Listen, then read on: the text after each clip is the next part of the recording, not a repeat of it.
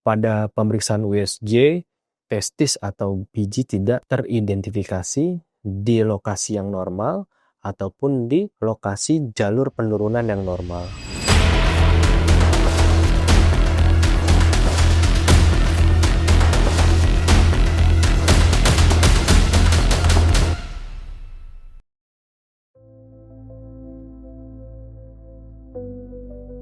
Jadi hari ini kita akan menceritakan kasus anak laki-laki usia 3 tahun 5 bulan datang dengan keluhan biji atau testis tidak teraba di kantong zakar. Jadi setelah dilakukan pemeriksaan fisik, memang didapatkan bahwa testis atau biji tidak teraba di kantong zakar maupun di lipat paha.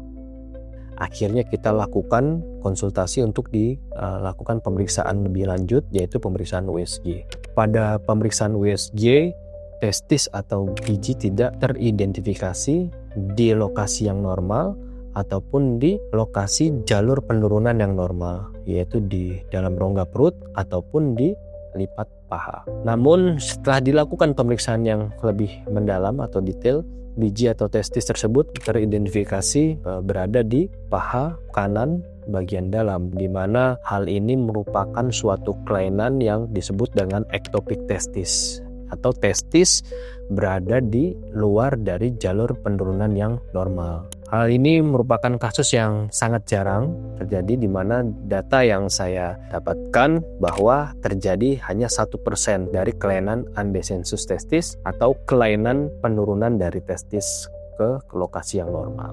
Dari hasil pemeriksaan MRI juga didapatkan kelainan lain, yaitu hidrokel atau penumpukan cairan di sekitar testis. Akhirnya berdasarkan pemeriksaan fisik dan juga pemeriksaan penunjang, kita putuskan untuk dilakukan tindakan operasi. Kita lakukan operasi orkidopeksi dan juga operasi negasi tinggi. Orkidopeksi adalah operasi melakukan penurunan atau mengembalikan testis pada lokasi yang normal, dan juga kita lakukan pengeluaran cairan di sekitar testis, dan juga kita tutup lubang agar tidak terjadi penumpukan atau terjadi hernia pada bagian lipat paha.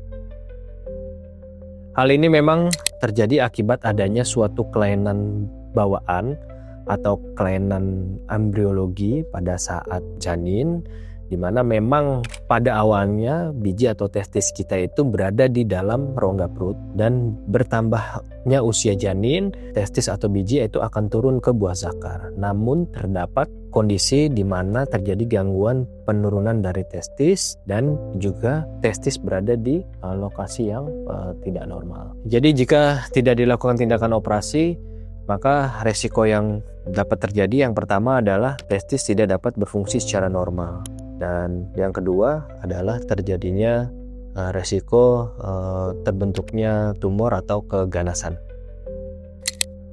Ya memang setelah dilakukan operasi, kita harus lakukan kontrol pada pasien, di mana kita lakukan peninjauan ukuran dari testis ya, dan juga fungsinya.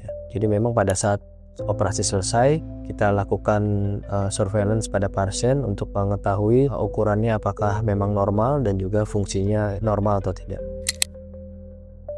Untuk saat ini operasi berjalan dengan baik dan lancar, dan pada saat kontrol pasien juga tidak terdapat komplikasi jangka pendek, dan ukuran pada saat ini juga normal. Oke, jadi jika kalian mempunyai keluarga, anak dengan keluhan tidak teraba biji atau testis di kantong zakar, kalian segera lakukan konsultasi ke dokter bedah anak terdekat. Dan jika ada pertanyaan, kalian tulis di kolom komentar Bedah Bareng Mas Dok. Thank you.